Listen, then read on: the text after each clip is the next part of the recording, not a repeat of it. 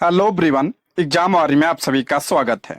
दोस्तों, आप लोग कमेंट कर रहे थे कि जो रुक्मिणी पब्लिकेशन का प्रैक्टिस सेट बचा है उसको करा दीजिए, तो उसी को आगे बढ़ाते हुए आज की इस वीडियो में हम रुक्मिणी पब्लिकेशन के प्रैक्टिस सेट नंबर 7 के प्रश्नों को देखेंगे। इसके पहले की वीडियो में हम इसके 6 प्रैक्टिस सेट को कर चुके हैं। अगर आपने वीडियो नहीं देखी है तो प्लीज चैनल पर जाके देख सकते हैं, और अगर आप इसका PDF चाहते हैं तो ज्वाइन कीजिए हमारे टेलीग्राम चैनल को, जिसका लिंक आपको डिस्क्रिप्शन बॉक्स या कमेंट बॉक्स में मिल जाएगा। तो चलिए शुरू करते हैं। दोस्तों, इसमें हम जीके जीएस के प्रश्नों को देखेंगे जो आपका 46 नंबर से शुरू हो रहा है। ठीक है, तो आज का हमारा पहला प्रश्न है, इनमें से किसने 1947 में भारत और पाकिस्तान के बीच अंतरराष्ट्रीय सीमाएं खींचने के लिए स्थापित की गई 2 सीमा आयोग का नेतृत्व किया था? तो इसका राइट आंसर हो जाएगा option C, Cyril Radcliffe. Option C इसका राइट आंसर हो जाएगा। और इन्हीं के नाम पर भारत और पाकिस्तान के बीच जो सीमा रेखा है उसका नाम पड़ा है, उसका नाम क्या है? रेडक्लिफ। इन्हीं के नाम पर पड़ा है, ये पॉइंट ध्यान रखिएगा। भारत और पाकिस्तान के बीच कौन सी सीमा रेखा है? तो रेडक्लिफ है। अगर हम बात करें भारत और चीन के बीच कौन सी सीमा रेखा है, तो मैकमोहन। भारत और चीन के बीच कौन सी है? मैकमोहन। अगर बात करें भारत और पाकिस्तान के बीच सीमा रेखा का नाम क्या है, तो डूरंड रेखा। कौन सी रेखा है? डूरंड रेखा। तीनों पॉइंट ध्यान रखिएगा, इंपॉर्टेंट है। ठीक है, आगे बढ़ते हैं। भारतीय स्वतंत्रता संग्राम के बारे में निम्नलिखित में से कौन सा कथन सही नहीं है? ध्यान रखिए, यहाँ पूछ रहा कौन सा कथन सही नहीं है। पहला है, चौरी चौरा कांड के कारण गांधी जी ने असहयोग आंदोलन से हाथ खींच लिया था। बिल्कुल सही है, ये पॉइंट सही है। अगर हम बात करें असहयोग आंदोलन की, तो असहयोग आंदोलन की शुरुआत कब हुई थी? 1 अगस्त 1920 को असहयोग आंदोलन शुरू हुआ था। बात करें अगर चौरी चौरा कांड कब हुआ था, तो चौरी चौरा कांड 4 फरवरी, कहीं कहीं आपको 5 फरवरी भी मिलेगा, 4 फरवरी 1922 को चौरी चौरा कांड हुआ था। और इसी के कारण 12 फरवरी, ये डेट जरूर ध्यान रखिएगा, 12 फरवरी 1922 को गांधी जी ने असहयोग आंदोलन को वापस ले लिया था। ठीक है, ये पॉइंट आपका बिल्कुल सही है। दूसरा है, गांधी जी ने अपना पहला प्रमुख सार्वजनिक भाषण बनारस हिंदू विश्वविद्यालय में दिया था। बिल्कुल सही है, गांधी जी ने अपना पहला प्रमुख सार्वजनिक भाषण 1916 में बनारस हिंदू विश्वविद्यालय में दिया था। तो ये पॉइंट भी आपका सही है। तीसरा है, वर्ष 1921 में महात्मा गांधी को गिरफ्तार कर लिया गया था। ये पॉइंट आपका गलत है। 1921 में नहीं गिरफ्तार किया गया था। कब किया गया था? तो आपका 10 मार्च 1922 को गांधी जी को गिरफ्तार कर लिया गया था। और कितने वर्ष की सजा सुनाई गई थी? तो 6 वर्ष की सजा सुनाई गई थी। लेकिन स्वास्थ्य कारणों की वजह से इन्हें 5 फरवरी 1924 को रिहा कर दिया गया था। ये पॉइंट भी आप ध्यान रखिएगा। 10 मार्च 1922 को गिरफ्तार किया गया था और 5 फरवरी 1924 को इन्हें रिहा कर दिया गया था। तो इसका राइट आंसर हो जाएगा आपका ऑप्शन सी, क्योंकि सही नहीं पूछा है तो ऑप्शन सी इसका राइट आंसर हो जाएगा। ठीक है, नेक्स्ट बढ़ते हैं। धौलावीरा डैश राज्य में स्थित है? धौलावीरा किस राज्य में है? तो ये आपका गुजरात राज्य में है। ऑप्शन बी इसका राइट आंसर हो जाएगा। अगर पूछा जाए किस नदी के किनारे है, तो ये आपका लूनी नदी के किनारे है। धौलावीरा से किसके साक्ष्य प्राप्त हुए हैं? तो जल संरक्षण के साक्ष्य प्राप्त हुए हैं। जल संरक्षण के साक्ष्य कहां से प्राप्त हुए हैं? तो धौलावीरा से प्राप्त हुए हैं। और धौलावीरा 3 भागों में विभाजित था। ये पॉइंट भी आप ध्यान रखिएगा। जो धौलावीरा शहर था ये 3 भागों में विभाजित था। ठीक है, नेक्स्ट है, किसने 1873 में सत्य शोधक समाज की स्थापना की थी? सत्य शोधक समाज की स्थापना कब हुई थी? 1873 में। किसने किया था? ज्योतिबा फुले ने इसकी स्थापना की थी। ऑप्शन बी इसका राइट आंसर हो जाएगा। ज्योतिबा फुले के बारे में बात करें, इनकी पुस्तक ध्यान रखिएगा, गुलामगिरी। अब की इसके बारे में प्रश्न बना था गुलामगिरी के बारे में, तो ये पॉइंट ध्यान रखिएगा।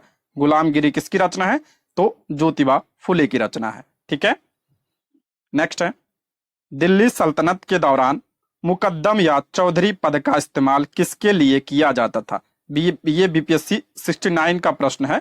ठीक है, बीपीएससी 69 में पूछा गया था ये।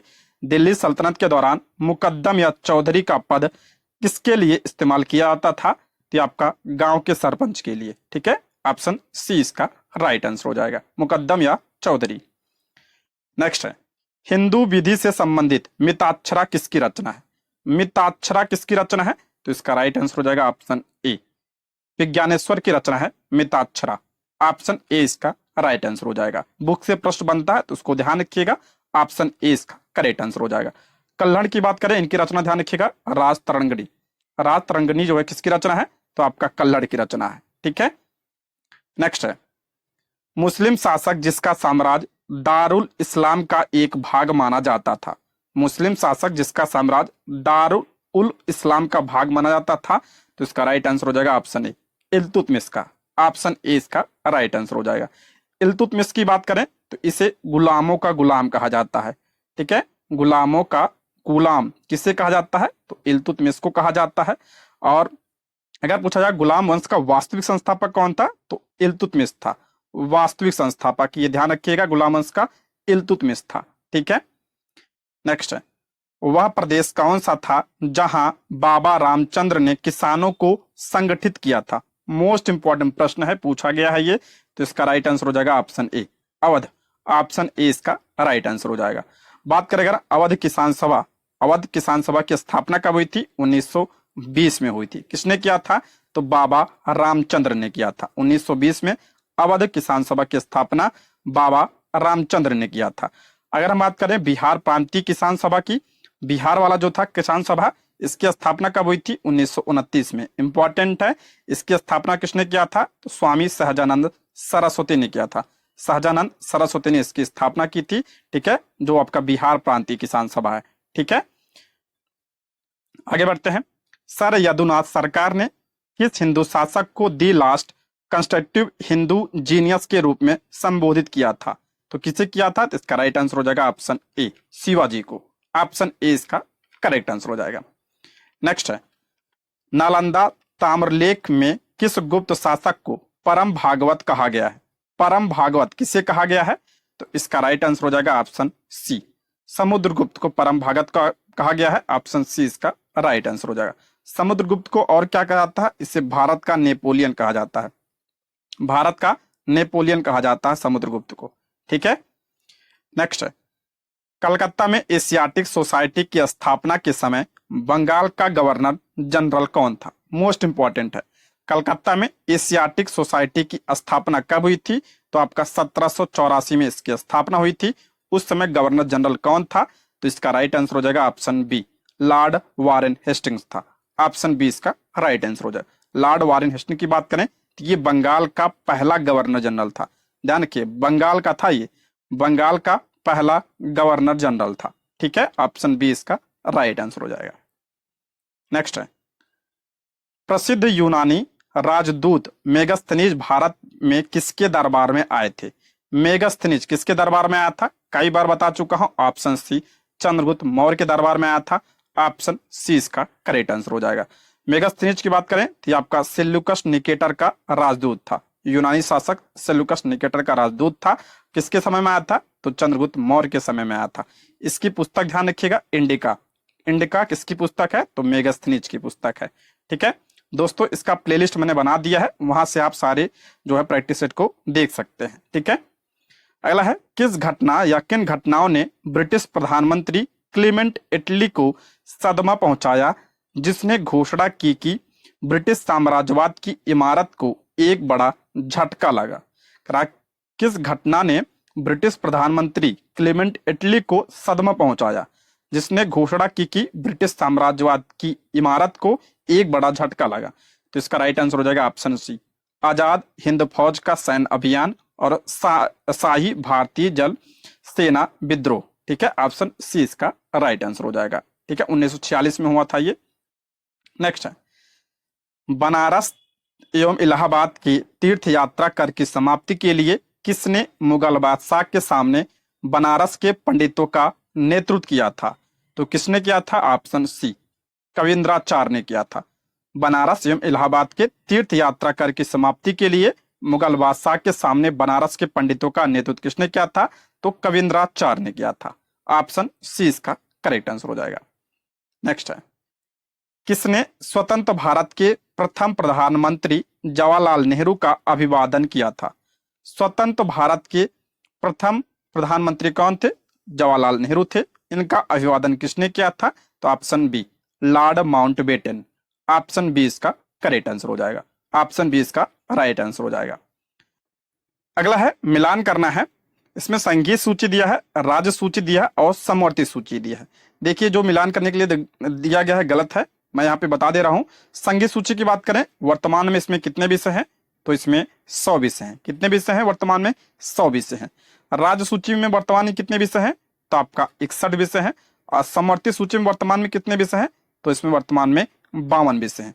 अगर बात करें ये तीनों जो सूचियां हैं संविधान के किस अनुसूची में है? तो 7वीं अनुसूची में है। इंपॉर्टेंट, इसको ध्यान रखिएगा, 7वीं अनुसूची में है ये समवर्ती सूची। ध्यान रखिएगा इसमें क्या आता है? शिक्षा, पिछली बार पूछा गया था। शिक्षा, जंगल, शादी और आर्थिक नियोजन, ये सब किसमें आता है? तो समवर्ती सूची में आता है। समवर्ती सूची सबसे ज्यादा प्रश्न बनते हैं, तो उसको ध्यान रखिएगा।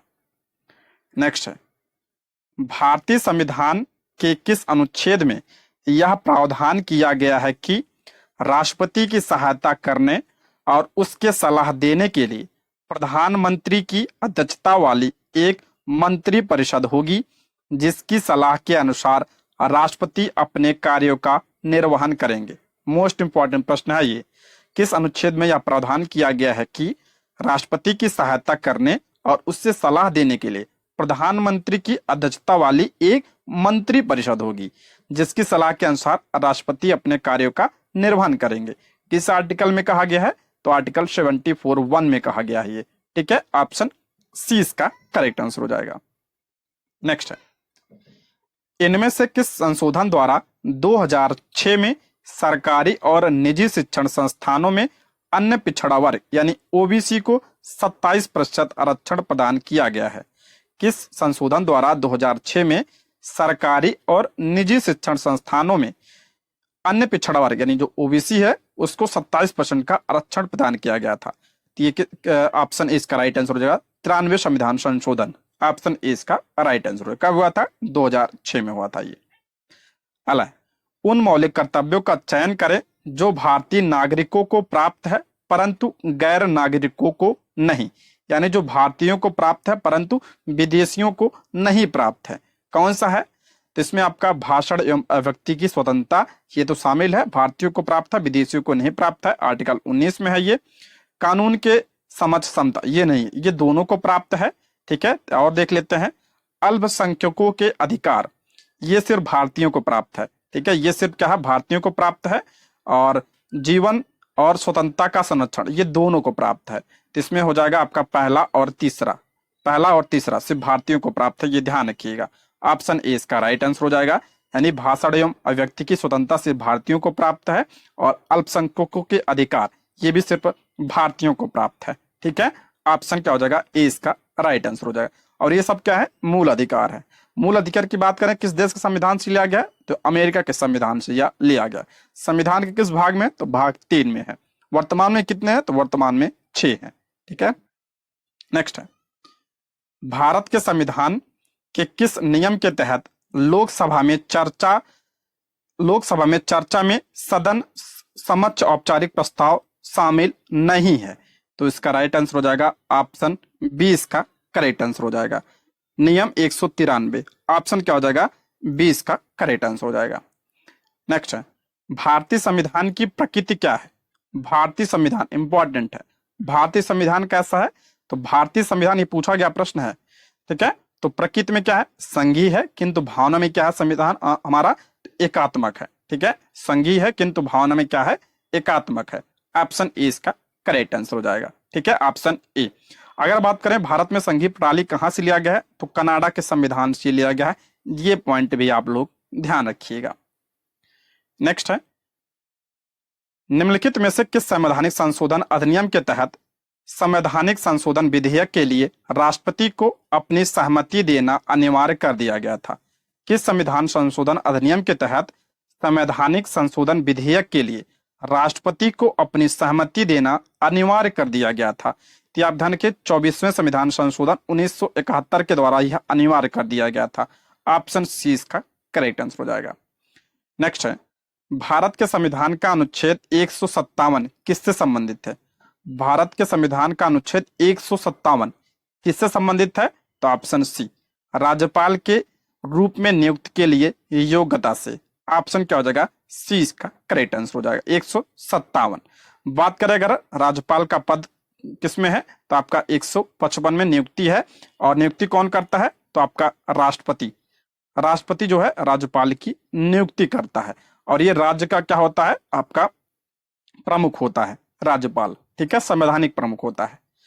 नेक्स्ट है, निम्नलिखित में से कौन सा कार्य स्थानीय स्वशासन के अधिकार क्षेत्र में नहीं है। इधर के नहीं है, करा कौन सा स्थानीय स्वशासन के अधिकार क्षेत्र में नहीं आता है, तो इसका राइट आंसर हो जाएगा ऑप्शन सी, सार्वजनिक अनुशासन का रखरखाव। यह आपका राज्य सूची का विषय है, स्थानीय स्वशासन का विषय नहीं है। बाकी सार्वजनिक स्वच्छता यह स्थानीय स्वशासन में आता है। ऑप्शन सी इसका राइट आंसर हो जाएगा। नेक्स्ट है, प्रथम संशोधन अधिनियम 1951 में, जो आपका पहला संविधान संशोधन हुआ था उसके बारे में है 1951 में। उसके तहत क्या हुआ था, तो ऑप्शन बी, 9वीं अनुसूची को जोड़ा गया था। इंपॉर्टेंट है, 9वीं अनुसूची पूछा जाता है कि संविधान संशोधन, तो पहले संविधान संशोधन के द्वारा इसे जोड़ा गया था। कब हुआ था, ये 1951 में हुआ था। 9वीं अनुसूची में आपका भूमि संबंधी सुधार है इसी में, ठीक है। 9वीं अनुसूची में पहले संविधान संशोधन के द्वारा इसे जोड़ा गया था। वर्तमान में कितनी अनुसूची हैं, तो 12 अनुसूची है, ठीक है। नेक्स्ट है, भारतीय संविधान में संशोधन किसके या किनके द्वारा प्रारंभ किया जा सकता है। संशोधन तो लोकसभा में भी और राज्यसभा में भी, तो इसका राइट आंसर हो जाएगा ऑप्शन डी, उपयुक्त में से एक से अधिक। ऑप्शन डी इसका राइट आंसर हो जाएगा। नेक्स्ट बढ़ते हैं, भारतीय संविधान के अनुच्छेद 44 के किस भाग में नागरिकों के लिए समान नागरिक संहिता का प्रावधान निहित है। इंपॉर्टेंट है, ठीक है, क्योंकि ये चर्चा में था, ये प्रश्न करंट अफेयर में पूछा गया था, ठीक है। कौन सा राज्य जो लागू किया है, तो आपका उत्तराखंड लागू किया है अभी हाल ही में, ठीक है। ये प्रश्न पूछा गया था, भारतीय संविधान के अनुच्छेद 44 के किस भाग में नागरिकों के लिए समान नागरिक संहिता का प्रावधान है, तो ये इसका हो जाएगा भाग 4 में है, तो ऑप्शन 20 का राइट आंसर हो जाएगा। भाग 4 में क्या है, आपका नीति निर्देशक तत्व यानी डीपीएसपी है, ठीक है। भाग 4 में अगर पूछा जाए डीपीएसपी कहां से लिया गया है, तो आयरलैंड के संविधान से यह लिया गया है। इंपॉर्टेंट है ये। आर्टिकल की बात करें तो 36 से लेकर 51 में इसका उल्लेख किया गया है। और ये किसकी बात करता है, तो कल्याणकारी राज्य की बात करता है, कल्याणकारी राज्य की यह बात करता है डीपीएसपी। और आर्टिकल 44 में आपका क्या है, समान नागरिक संहिता है। नेक्स्ट है, निम्नलिखित में से किस देश में सबसे अधिक संख्या में द्वीप है। सबसे अधिक संख्या में द्वीप कहां पे है, तो आपका इंडोनेशिया में। ऑप्शन 20 का राइट आंसर हो जाएगा। इंडोनेशिया की आप लोग नई राजधानी बताइए कमेंट बॉक्स में, ठीक, कमेंट जरूर करिएगा। दोस्तों यदि आप हमारे चैनल पर नए हैं तो प्लीज चैनल को सब्सक्राइब करें, और अगर आपको वीडियो पसंद आती है तो लाइक शेयर और कमेंट करें, और कोई सुझाव हो तो कमेंट बॉक्स में आप लोग जरूर बताइएगा, ठीक है। अला सरयू नदी के तट पर बसे शहर की पहचान करिए। सरयू नदी के किनारे, तो हरिद्वार की बात करते हैं तो ये तो गंगा नदी के किनारे बसा हुआ है। कानपुर की बात करें तो ये भी आपका गंगा नदी के किनारे है। तो बसता क्या है, अयोध्या। ऑप्शन सी इसका राइट आंसर हो जाएगा। अयोध्या जो है आपका सरयू नदी के किनारे स्थित है। अला निम्नलिखित में से किस जनजाति का संबंध नीलगिरी पर्वतों से है। कई बार बताया हूं, कौन सी जनजाति नीलगिरी पाई जाती है, तो टोडा जनजाति पाई जाती है। नीलगिरी की बात करते हैं, इसकी सबसे ऊंची चोटी कौन सी है, तो दोदा बेट्टा। दोदा बेट्टा जो है इसकी सबसे ऊंची चोटी है, ठीक है। नेक्स्ट बढ़ते हैं, निम्नलिखित में से कौन सा देश भौगोलिक क्षेत्र की दृष्टि से सीमा रहित सबसे बड़ा देश है। सीमा रहित तो कौन सा है, तो आपका जापान। ऑप्शन सी इसका राइट आंसर हो जाए। जापान जो है आपका ये बीच समुद्र के बीचों बीच द्वीप है एक, ठीक है। तो ऑप्शन सी इसका राइट आंसर हो जाएगा। 4 द्वीपों से मिलकर बना है ये। नेक्स्ट है, दक्षिणी गोलार्ध में समताप रेखाओं का कम टेढ़ी मेढ़ी होने का प्रमुख कारण क्या है। दक्षिणी गोलार्ध में, तो ऑप्शन सी, विशाल महासागरीय विस्तार होने की वजह से जो है समताप रेखाएं टेढ़ी मेढ़ी होने का प्रमुख कारण है ये। ऑप्शन सी इसका करेक्ट आंसर हो जाएगा, ठीक है। नेक्स्ट है, निम्नलिखित में से कौन सी प्रायद्वीपीय भारत की पश्चिम की ओर बहने वाली सबसे बड़ी नदी है। इंपॉर्टेंट है, पश्चिम की ओर, देखिए पश्चिम की ओर बहने वाली नदी कौन सी है, तो आपका नर्मदा सबसे बड़ी नदी है ये। ऑप्शन बी इसका राइट आंसर। पश्चिम की ओर बहने वाली सबसे बड़ी नदी है नर्मदा। इसकी लंबाई कितनी है, तो 1312 किलोमीटर इसकी लंबाई है। जो आपका ये पश्चिम की ओर यानी अरब सागर में जो गिरती नदियां हैं, नदियां गिरती हैं, ये क्या किसका निर्माण करती हैं, तो एस्चुरी का निर्माण करती हैं, ठीक है। किसका, एस्चुरी का। बाकी जो बंगाल की खाड़ी में नदियां गिरती हैं ये किसका निर्माण करती हैं, तो ये डेल्टा का निर्माण करती हैं। ठीक है, तो नर्मदा जो है इधर की बहने वाली सबसे बड़ी नदी है। नर्मदा हो गया, ताप्ती हो गया, ये सब नदी आपका जो है पश्चिम की ओर बहती है। ठीक है, नेक्स्ट है वह दर्रा जो सर्वाधिक ऊंचाई में अवस्थित है। सर्वाधिक ऊंचाई में कौन सा है इसमें, तो नाथुल्ला दर्रा। ऑप्शन सी इसका राइट आंसर हो जाएगा। नाथुल्ला दर्रा की बात करें तो ये किस राज्य में है, तो आपका सिक्किम में है। किस में है, तो सिक्किम राज्य में है नाथुल्ला दर्रा। रोहतांग की बात करें तो हिमाचल प्रदेश में है ये। जोजिला की बात करते हैं तो ये आपका जम्मू कश्मीर में है। ठीक है, नेक्स्ट है निम्नलिखित में से कौन सा क्षेत्रफल की दृष्टि से भारत का सबसे छोटा केंद्र शासित प्रदेश है। भारत का सबसे छोटा क्षेत्रफल के अनुसार पूछा है तो आपका लक्षद्वीप हो जाएगा। ऑप्शन बी इसका करेक्ट आंसर हो जाएगा। लक्षद्वीप में बात करें द्वीपों की संख्या कितनी है, तो आपका 36 द्वीप है, जिसमें 10 पे ही लोग निवास करते हैं, बाकी आपका निर्जन है। ठीक है, और ये किससे बना हुआ, तो प्रवाल भित्तियों से बना हुआ है। कौन सी नदी हिमालय की पूर्वी सीमा को चिन्हित करती है। हिमालय की पूर्वी सीमा की बात करता है तो आपका हो जाएगा ब्रह्मपुत्र नदी। ठीक है, ऑप्शन ए इसका राइट आंसर।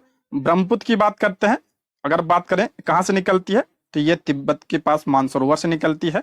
ठीक है, और मानसरोवर झील के पास से निकलती है। इसे तिब्बत में क्या कहते हैं, इसे तिब्बत में सांगपो कहा जाता है। पूछा था भारत में कहां से प्रवेश करती है, तो यांग याप दर्रे से यह प्रवेश करती है। यांग याप दर्रे से प्रवेश करती है और इसे हिमाचल प्रदेश अरुणाचल प्रदेश में इसे दिहांग के नाम से जानता है। दिहांग कहा जाता है कहाँ पे, अरुणाचल प्रदेश में। और जब ये असम में पहुंचती है तब इसका नाम क्या होता है, ब्रह्मपुत्र। असम में ब्रह्मपुत्र कहा जाता है इसे। और जब ये बांग्लादेश में पहुंचती है तो बांग्लादेश में इसे जमुना के नाम से जाना जाता है। ठीक है, नेक्स्ट बढ़ते हैं। निम्नलिखित में से कौन सा मेघालय पठार का अंश नहीं है। अच्छा ठीक है, मेघालय पठार का अंश नहीं पूछ रहा है, तो मेघालय पठार में आपका गारो खासी जनतियां आती हैं, तो गारो हो गया, खासी, तो और इसका राइट आंसर हो जाएगा ऑप्शन डी उपयुक्त। अच्छा नहीं आती है, ठीक है, नहीं आती है तो आपका भुवन पहाड़ियां नहीं आती है। भुवन पहाड़ियां ये आपका असम में स्थित है। ठीक है, असम राज्य में है ये। बाकी गारो खासी और जयंतियां ये आपका मेघालय पठार का भाग है। ठीक, नेक्स्ट बढ़ते हैं। भारत सरकार का कौन सा विभाग न्यूनतम समर्थन मूल्यों की घोषणा करता है। न्यूनतम समर्थन मूल्य की घोषणा कौन करता है, यानी एमएसपी की घोषणा कौन करता है, तो आपका कृषि और सहकारिता विभाग। Option A. है पंचवर्षीय योजना का मॉडल भारत में कहां से लिया गया है। ये पिछली बार पॉलिटी में प्रश्न बना था। पंचवर्षीय योजना योजना का मॉडल भारत में कहां से लिया गया है। ठीक है, तो ये कहां से लिया गया, तो आपका रूस से लिया गया। ऑप्शन सी इसका करेक्ट आंसर हो जाएगा। प्रश्न बच चुका है तो ध्यान रखिएगा। अगर बात करें पहली पंचवर्षीय योजना की शुरुआत कब हुई थी, तो ये आपका 1951 से 1956 तक चली थी पहली पंचवर्षीय योजना। आप लोग कमेंट बॉक्स में बताइए पहली पंचवर्षीय योजना किस मॉडल पर आधारित था। नेक्स्ट है निम्नलिखित में से कौन सा निधि उस लेन देन के प्रवाह के लिए है जहां सरकार केवल बैंकर के रूप में काम करती है। कारण निम्नलिखित में से कौन सा निधि उस लेन देन के प्रवाह के लिए है जहां सरकार केवल बैंकर के रूप में कार्य करती है, तो आपका हो जाएगा ऑप्शन सी लोक लेखा निधि। ऑप्शन सी इसका करेक्ट आंसर हो जाएगा। नेक्स्ट है खाद्य पदार्थ, वस्त्र जैसे उत्पाद एवं मनोरंजन जैसी सेवाओं को उनके अंतिम उपभोक्ताओं द्वारा खरीदे जाने पर उसे डैश कहा जाता है, तो उसे उपभोग वस्तुएं कहा जाता है। ठीक है, ऑप्शन सी।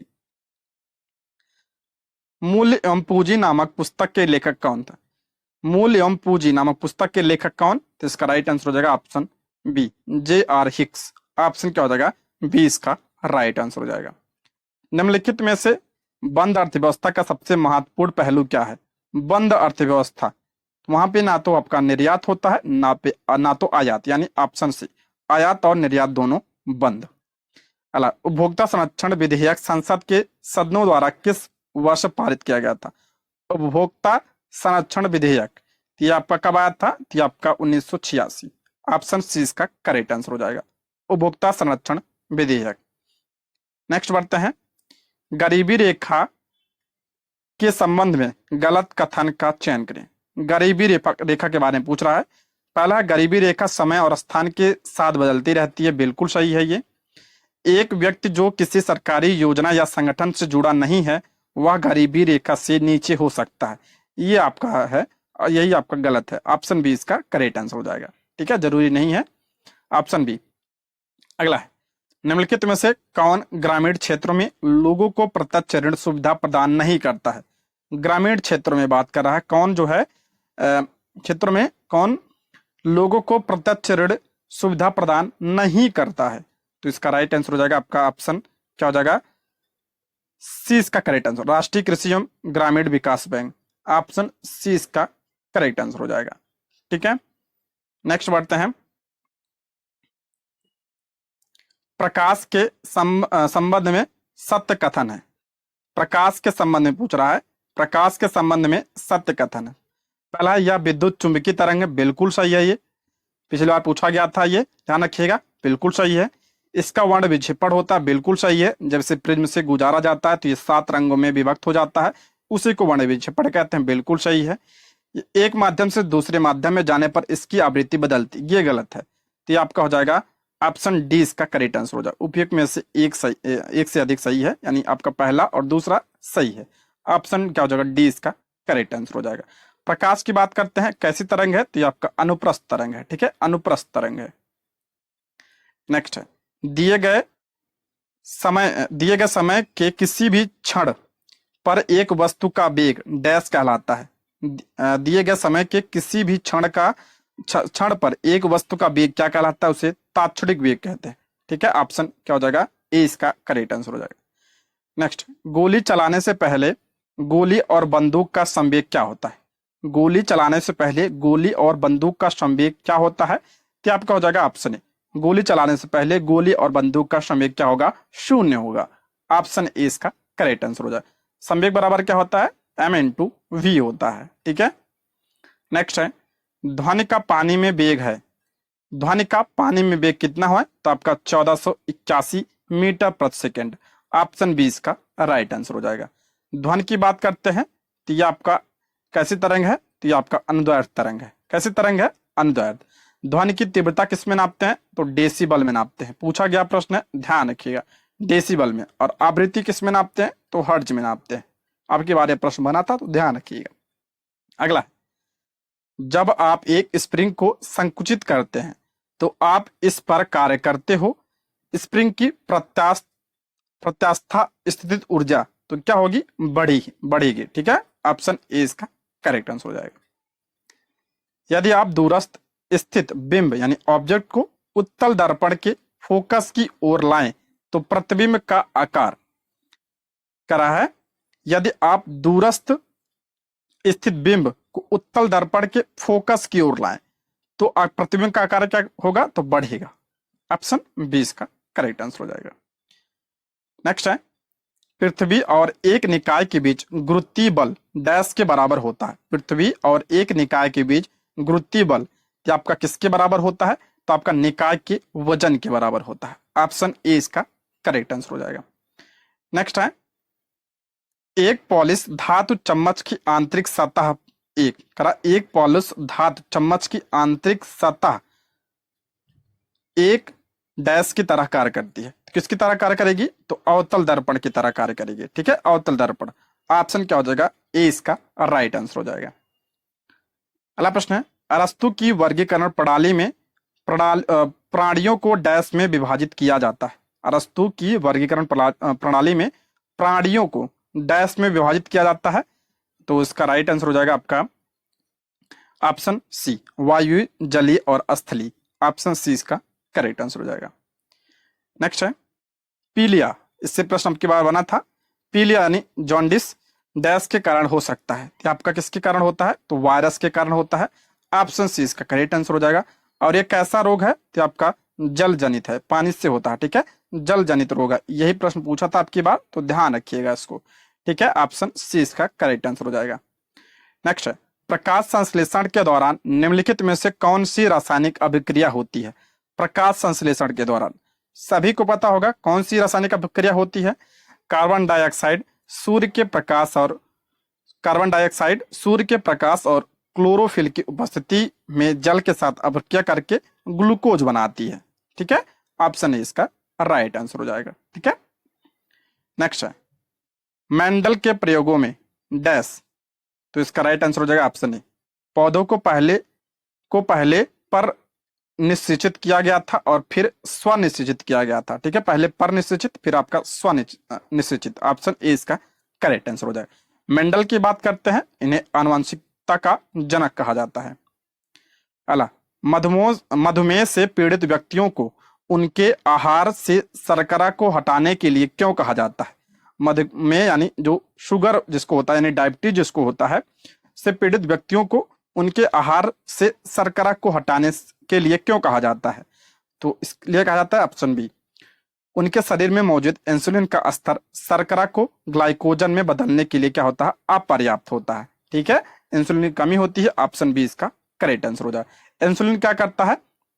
तो ये आपका जो है शुगर लेवल को कंट्रोल करता है। ठीक है, इंसुलिन।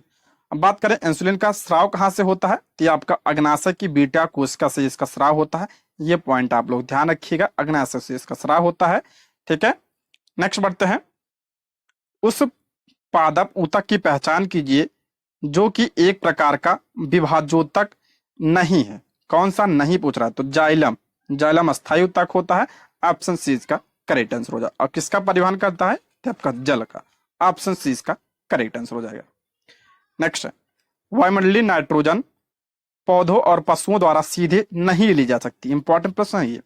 वायुमंडलीय नाइट्रोजन पौधों और पशुओं द्वारा सीधे नहीं ली जा सकती है। मृदा में उपस्थित कुछ जीवाणु और नीले हरित शैवाल नाइट्रोजन के अवशोषक रूपों में परिवर्तित करते हैं, जैसे कि, तो आपका हो जाएगा ऑप्शन ए, नाइट्राइट्स और नाइट्रेट में से परिवर्तित करते हैं। ऑप्शन ए इसका करेक्ट आंसर। इंपॉर्टेंट है, आप सभी को पता होगा जो फलीदार पौधे होते हैं, यानी दलहनी पौधे जो होते हैं, उनके जड़ों में कौन सा बैक्टीरिया पाया जाता है? तो आपका राइजोबियम बैक्टीरिया पाया जाता है। ठीक है, ये पॉइंट भी आप ध्यान रखिएगा, राइजोबियम। नेक्स्ट है, एक उभयलिंगी फूल में मौजूद 4 भाग निम्न है। उभयलिंगी फूल में तो आपका हो जाएगा पुष्पकोश, पुमंग, दलपुंज और जैनांग। ऑप्शन सी इसका करेक्ट आंसर हो जाएगा। नेक्स्ट है, मूत्राशय के खुले द्वार को कहते हैं। मूत्राशय के खुले द्वार को क्या कहा जाता है? मूत्र मार्ग कहा जाता है। ऑप्शन सी इसका करेक्ट आंसर हो जाएगा। दोस्तों, मैंने एनसीईआरटी की भी जो है प्रैक्टिस सेट शुरू किया है। ठीक है, उसको भी आप लोग जो है देख लीजिएगा। अभी मैंने पॉलिटी की वीडियो डाल रखी है, क्लास 6 और 7 की वीडियो। ठीक है, चैनल पे है, अगर आप नहीं देखिए तो प्लीज जाके देख सकते हैं। और चैनल को सब्सक्राइब जरूर कर लीजिएगा। अब एनसीईआरटी को हम पूरा कवर करेंगे। ठीक है, नेक्स्ट है, कार्बोहाइड्रेट, प्रोटीन और वसा का पाचन डैश की क्रिया से पूरा होता है। कार्बोहाइड्रेट, प्रोटीन, वसा का पाचन डैश की क्रिया से पूरा होता है। तो आपका हो जाएगा आंतरस। ऑप्शन ए इसका करेक्ट आंसर हो जाएगा। नेक्स्ट बढ़ते हैं, जब रुधिर में यूरिक अम्ल की मात्रा अधिक हो जाती है तो यह कौन सा रोग का लक्षण है?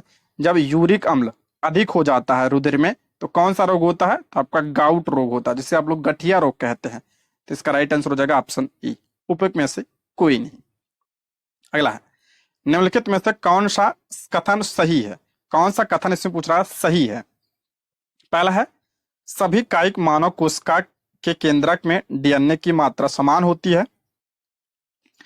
दूसरा, सभी मानव कोशिका के केंद्रक, कोशिकाओं के केंद्रक में डीएनए की मात्रा समान होती है। ये आपका करेक्ट है। ऑप्शन बी इसका करेक्ट आंसर हो जाएगा। कठोर साबुन है, कठोर साबुन तो हो जाएगा ऑप्शन बी, उच्च वसी अम्लों के सोडियम लवण। ऑप्शन बी इसका करेक्ट आंसर हो जाएगा। नेक्स्ट है, साधारण नमक, चाक पाउडर और कपूर पाउडर के मिश्रण के घटकों को अलग करने के लिए उपयोग की जाने वाली प्रक्रियाओं का सही क्रम कौन सा है? तो इसका करेक्ट आंसर हो जाएगा आपका ऑप्शन ए इसका राइट आंसर, ऊर्ध्वपातन, जल में विघटन, निस्यंदन, वाष्पीकरण। ऑप्शन ए इसका करेक्ट आंसर हो जाएगा।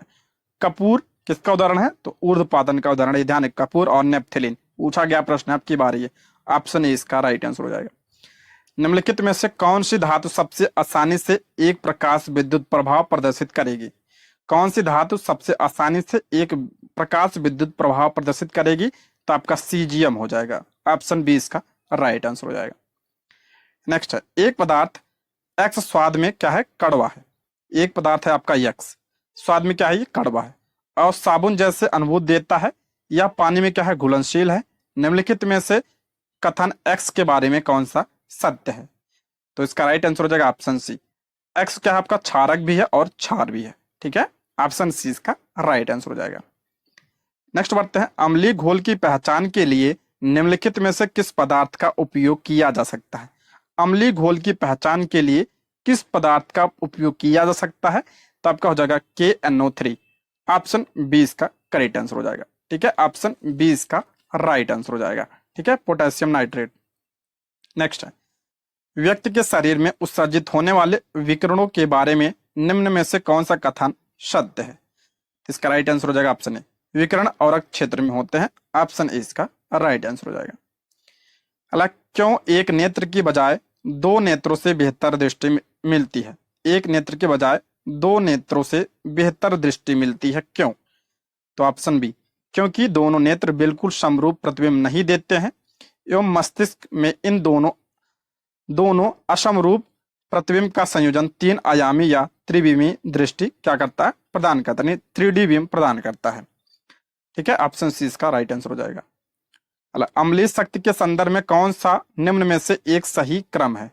अम्लीय शक्ति के संदर्भ में कौन सा एक निम्न में से सही क्रम पूछा है, तो हो जाएगा ऑप्शन बी, जल, एसिटिक एसिड और हाइड्रोक्लोरिक एसिड। ऑप्शन बी इसका राइट आंसर हो जाएगा।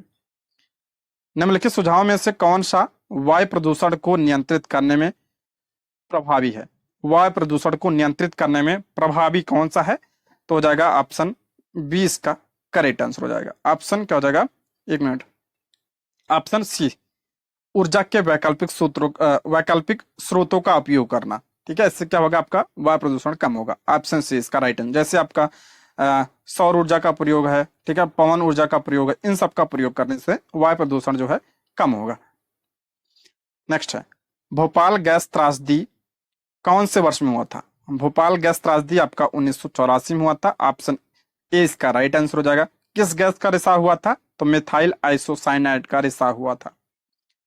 अल्लाह, भारत में वायु रोकथाम और प्रदूषण नियंत्रण अधिनियम कब लागू हुआ था। इंपॉर्टेंट प्रश्न है, वायु रोकथाम और प्रदूषण नियंत्रण अधिनियम कब लागू हुआ था, तो 1981 में लागू हुआ था। ऑप्शन ए इसका राइट आंसर हो जाएगा। नेक्स्ट, निम्नलिखित में से पौधों का कौन सा भाग वनस्पति प्रवर्धन में इस्तेमाल नहीं किया जाता है। वनस्पति प्रवर्धन में किसका इस्तेमाल नहीं, तो आपका फूल का। ऑप्शन ए इसका राइट आंसर हो जाएगा। अगला, राष्ट्रीय मतदाता दिवस प्रतिवर्ष कब मनाया जाता है। मतदाता दिवस से प्रश्न बनता है, तो ध्यान रखिएगा 25 जनवरी को मनाया जाता है। ऑप्शन बी इसका राइट आंसर हो जाएगा। क्यों मनाया जाता है, क्योंकि 25 जनवरी 1950 को किसकी स्थापना हुई थी, तो आपका जो है चुनाव आयोग की स्थापना हुई थी। अगला है, आप लोग कमेंट बॉक्स में बताइए तो पहले चुनाव आयुक्त कौन थे। ये प्रश्न की बार बना है, तो कमेंट बॉक्स में आप लोग जरूर बताइएगा पहले चुनाव आयुक्त कौन थे। हाल ही में ICC हॉल ऑफ फेम में शामिल होने वाली प्रथम भारतीय महिला क्रिकेटर कौन बनी है। ICC हॉल ऑफ फेम में शामिल होने वाली प्रथम भारतीय महिला, तो आपका डायना एल्डोजी बनी है।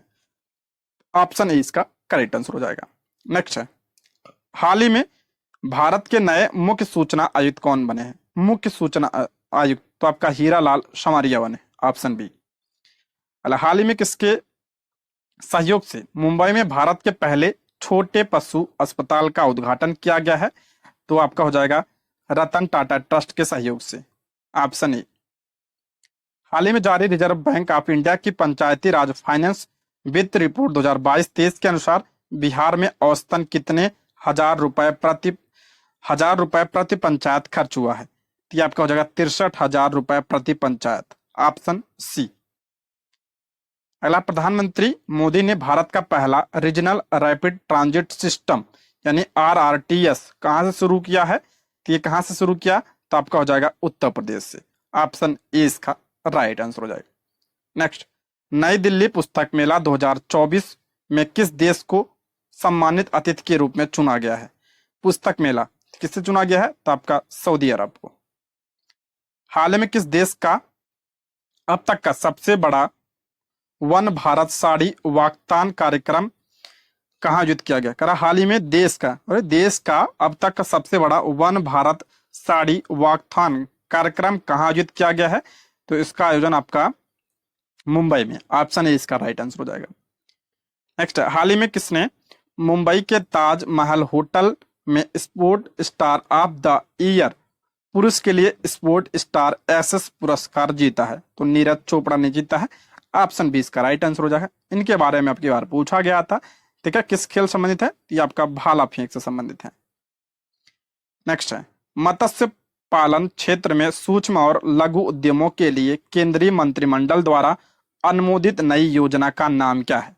जिसका नाम है आपका प्रधानमंत्री मत्स्य किसान समृद्धि सहाय योजना। ऑप्शन 20 का राइट आंसर हो जाएगा। नेक्स्ट, महासागरों और वायुमंडल का सर्वेक्षण करने के लिए नासा द्वारा प्रक्षेपित उपग्रह का नाम क्या है? तो उसका नाम है आपका पेस। ठीक है, PACE। Option B. नेक्स्ट है, किस लेखक को उनके उपन्यास प्रॉफिट सॉन्ग के लिए वर्ष 2023 का बुकर पुरस्कार से सम्मानित किया गया है? तो पॉल लिंच को। ऑप्शन 20 का राइट आंसर हो जाएगा। ठीक है दोस्तों, इसके आगे जो है आपके रीजनिंग के प्रश्न है, इसका PDF आप टेलीग्राम से ले लीजिएगा, वहां पे जो है इसका आंसर आपको मिल जाएगा। ठीक है, वीडियो कैसी लगी कमेंट बॉक्स में आप लोग जरूर बताइएगा। ये रहे आज के प्रश्न। Thank you for watching.